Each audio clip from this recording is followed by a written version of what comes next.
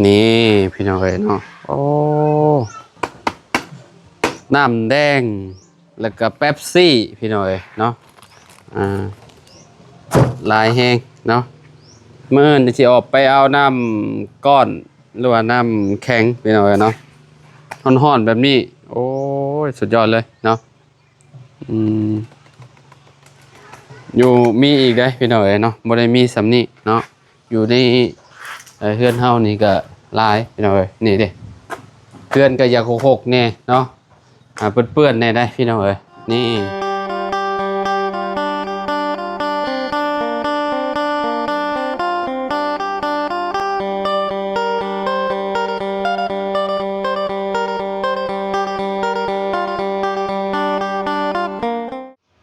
กราบสบายดีสวัสดีพ่อแม่พี่น้อง FC เบิร์ดสุขุสุคนเนาะ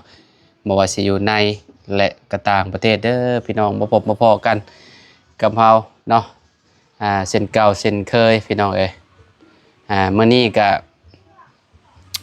พี่น้องเอ้ยเปิดภาพมาอยู่เฮือนอยู่ซ่านเจ้าของเด้อบัดนี้พี่น้องเอ้ยเนาะหลังจากที่ว่าไว้เมื่อวานนี่เนาะ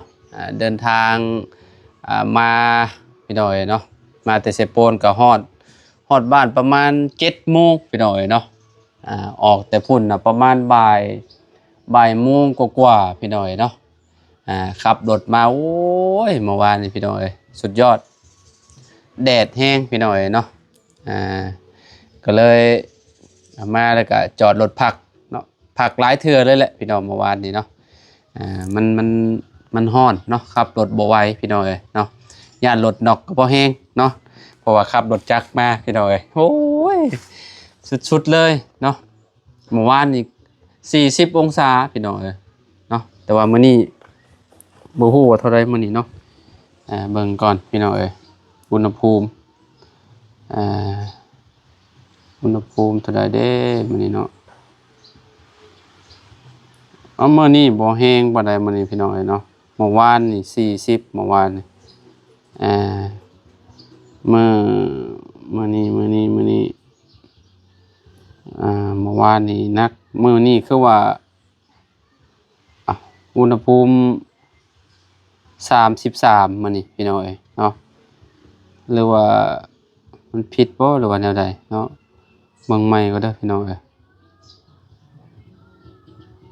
โอ้ บ่ผิดเด้พี่น้องเอ้ยเนาะมื้อนี้ก็สูงอยู่เด้อมื้อนี้คือเก่าพี่น้องเอ้ยร้อนแต่เช้าเนาะเห็นบ่พี่น้อง39ข้อยคิดว่า33มันค้างเนาะร้อนคือเก่าคือเดิมพี่น้องเอ้ยเนาะมื้ออื่นพี่น้องเอ้ยเนาะอยู่ที่บ้านห้วยยางเมืองจำพรแขวงสะหวรรณเขตเนาะมีงานบุญบั้งไฟพี่น้องเอ้ยเนาะงานบุญประจำปีเนาะงานบุญใหญ่พี่น้องเนาะปีกายนี่บ่ได้จัดพี่น้องแต่ว่าปีนี้เพิ่นจัดพี่น้องเนาะทางทีมงานชุมเฮาเนาะสิเฮ็ดโรงทานพี่น้องเนาะเรียกว่าแจกน้ำมื้ออื่นเนาะถ้าไผกายไปไกลมาเนาะอยู่พุ่นแหละสิลงไปแจกอยู่ทางวัดพุ่นแหละพี่น้องเนาะกลับมาเด้อพี่น้องเด้อเนาะมากินน้ำกินในนำกันเนาะมาเบิ่งบังไฟพร้อมกับบ่ฮู้ว่าบังไฟสิมีจักบ้างเนาะเพราะว่าเฮาหาก็มาฮอดเนาะอยู่ในวัดเพิ่นให้หมู่จูดจักบ้างพี่น้องเนาะก็น่าสิหลายบ้างอยู่ดอกเนาะแล้วก็น่าสิมีหมู่บ้านใกล้เคียงที่ว่าเพิ่นสิมาเอามาสมทบเนาะหรือว่าเอามาแข่งกันพี่น้องปีกายนี่บ่มีปีนี้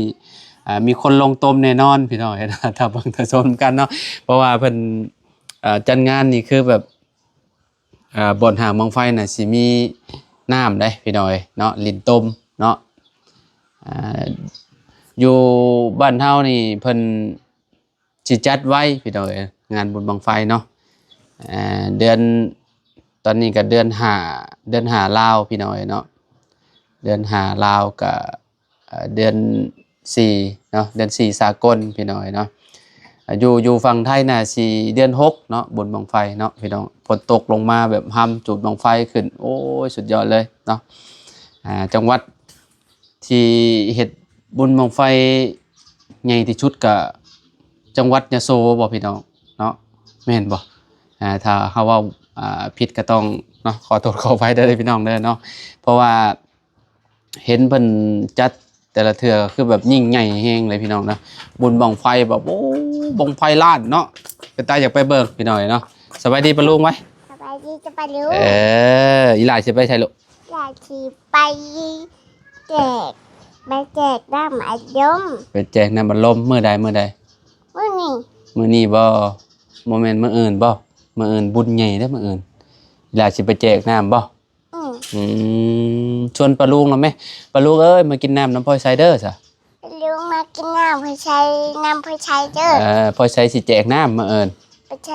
สิแจกน้ำมื้ออื่นมีน้ำยังแน่มีน้ำโคกแล้วยังอีกน้ำยังน้ำเขียวน้ำแดงม่วนๆซะบุญบ้านอีลาม่วนเบิ่งบังไฟบ่ล่ะเบิ่งบังไฟบ่บุญบังไฟบุญบังไฟพี่น้อยเนาะก็มาเด้อพี่น้องเนาะมาม่วนนำกันเนาะแล้วก็พี่น้องจบจากบุญแล้วก็มันโอ้ยเข้าสงกรานต์เลยได้พี่น้อยเนาะเข้าบุญปีใหม่เลยบุญปีใหม่ลาวพี่น้อยเนาะโอ้ดินน้ำพี่น้อยเนาะFC เนาะท่านใดเดินทางกลับบ้านก็ขอให้ตลอดปลอดภัยเด้อพี่น้องเด้อขอให้ฮอดจอดถึงเนาะฮอดเทือนฮอดชานจักน้ำยังลูกเอ้ยน้ำมันเครื่องบ่หรือว่าอะไรแล้วก็มีแม่น้องไปใช้เพิ่นสิอันนั้นพี่น้อยเนาะอันผัดหมี่พร้อมเนาะเป็นเงินของพ่อลุงฮงค่ำเนาะเพิ่นฝากมาให้ซื้อเนาะเป๊ปซี่เนาะอาหารการกินนั่นแหละเนาะที่ชุมเฮาสิเฮ็ดในมื้ออื่นนั่นแหละเนาะก่อนอื่นก็ลูกขอขอบคุณทางลุงฮงค่ำหลายๆเด้อเนาะที่ให้ลูกๆเป็นสะพานบุญให้เนาะก็เพิ่นก็หลายเทื่อแล้วพี่น้องเอ้ยเนาะตั้งแต่โรงเรียนพุ่นแหละเนาะโอ้ถือว่าเพิ่นใจบุญใจกุศลหลายๆเนาะก็ขอให้พ่อลุงฮงค่ำพร้อมด้วยครอบครัวอยู่ดีมีแฮงเนาะขอให้ร่ำให้รวยเนาะเพราะว่าเจ้าจะเฮ็ดธุรกิจหยังค้าขายหยังก็ขอให้เจริญในหน้าที่การงานตลอดปีและตลอดไปเด้อพ่อลุงเด้อเนาะขอบคุณหลายๆที่ให้ลูกหลานเป็นสะพานบุญให้เนาะเดี๋ยวสิให้เบิ่งนำกันพี่น้อยเนาะน้ำดุงน้ำแดงที่ชุมเฮาซื้อมาก็คือออกไปแต่เช้าๆพี่น้อยออกไปพวกซื้ออยู่หลัก35พุ่นแหละพี่น้อยเนาะใส่รถกระบะคอยาวเนาะไปคนมาบางคนก็ยังถามมาอยู่ได้พี่น้องเนาะยังถามเฮามาอยู่ว่ารถกระบะเฮาไปใส่ว่าซั่นพี่น้อยก็คือรถกระบะข่อยน่ะขายตั้งแต่เดือน10ผู้พี่น้อยเนาะเดือน10เนาะตอนนี้ก็เดือน4แหละพี่น้องหลายเดือนแหละเนาะที่เฮาขายไปก็ย้อนอยากได้คันใหม่พี่น้อยเนาะเพราะว่า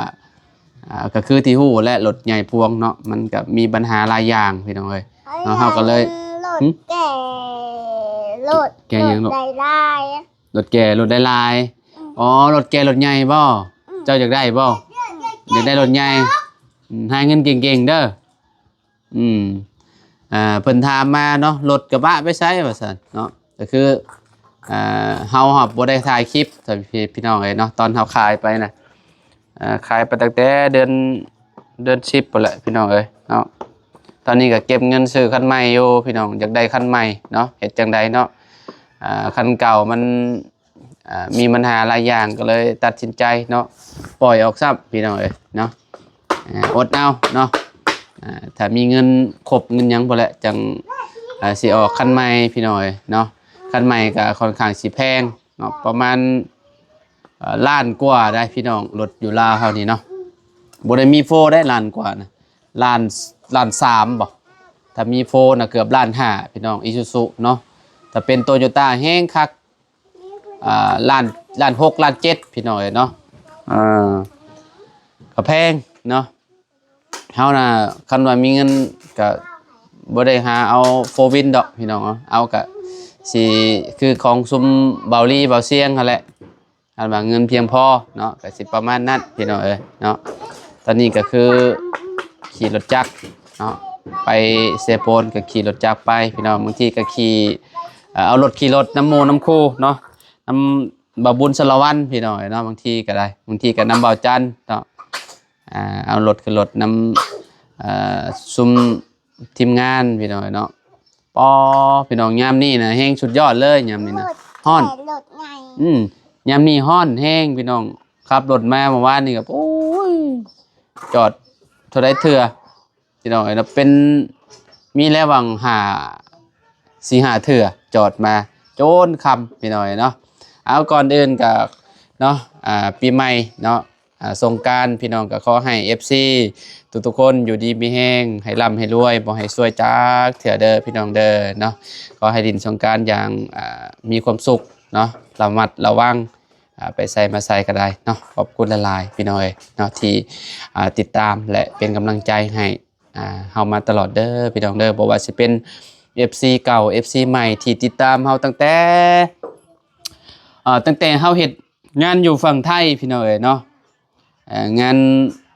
ร้านเล็กเนาะก็คือ FC เก่าคือสิฮู้อยู่ดอกว่าเฮาเฮ็ดงานร้านเล็กนักแฮงพี่น้องเนาะเล็กแบบว่าเป็นเล็กตันเนาะที่ว่าเพิ่นเอาไปเฮ็ดอะไหล่รถนั่นแหละเนาะจุดเริ่มต้นเฮาก็อยู่หั่นแหละที่เฮาเฮ็ด YouTube แรกๆปีนี้ก็ย่างเข้าก็7 ปีเลยพี่น้อง7 ปีเนาะเฮ็ด YouTube มานี่7 ปีกว่าแล้วได้เนาะถือว่ายาวนานพอสมควรอยู่พี่น้องเนาะบางคนก็โทรศัพท์เพิ่นพังไปแล้วพี่น้องจนลืมพี่น้องเนาะมีคนติดตามตอนนี้ก็เท่าใด200,000 กว่าพี่น้อง270,000 กว่าคนเนาะปอตเพิ่นสิมาฮอดจุดนี้ได้ก็บ่แม่นง่ายพี่น้องเนาะก็ย้อนพ่อแม่พี่น้อง FC ให้แหละเนาะที่ซัพพอร์ตเป็นหยังเป็นมิกกี้สบายดีปะลุงไว้เอาไข่ไก่ให้ฉันหน่อยมาสบายดีปะลุงก่อนไว้ลูกบ่จอนพี่น้อยเนาะพ่อมิกกี้ก็ตอนนี้ก็คือที่ฮู้แล้วพี่น้อยเพิ่นอยู่ไทยพุ่นเนาะเพิ่นเฮ็ดงานอยู่ไทยปีหนึ่งสิเข้าปีแล้วพี่น้อยหลายเดือนแล้วบ่จอนก็ได้เพิ่นไปทางนี้บ่ไหวว่าซั่นเนาะเพิ่นบ่ค่อยอันนั้นปานใดเพิ่นร่วมกับคนบ่เก่งเนาะสัมภาษณ์ก็คือที่ฮู้หั่นแหละเนาะก็ยาเนาะพี่น้องเอ้ยเพิ่นก็ไปสู่เวียกสู่งานอยู่พุ่นเนาะไม่ลูกไม่เบิ่งอันเมินพี่น้องเนาะมาเด้อพี่น้องเนาะถ้าใครว่างบ้านใกล้เคียงเต้นเสียงอันกองอีตุ๊บจะมังม่วนบ่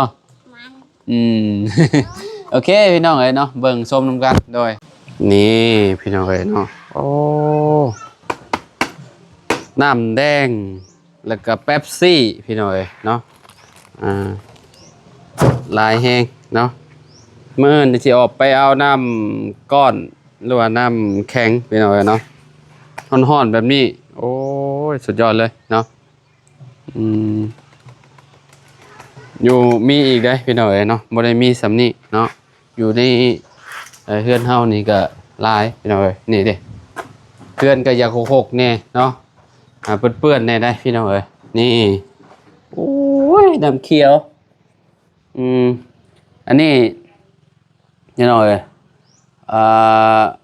ตุกหนึงนี่ก็ได้กินหลายคนเนาะก็บ่ฮู้ว่าคนสิมาหลายส่ำใดปีก่อนๆน่ะก็บ่หลายปานใดพี่น้องเอ้ยเนาะมีแต่หมู่บ้านนากอยเนาะกันนี้แหละหมู่บ้านทางออกแหละเพิ่นมาก็สิเพียงพออยู่พี่น้องเอ้ยเนาะมาเด้อพี่น้องเด้อเนาะมาเสริมบังไฟนำกันพี่น้องเอ้ยเนาะม่วนๆพี่น้องโอ้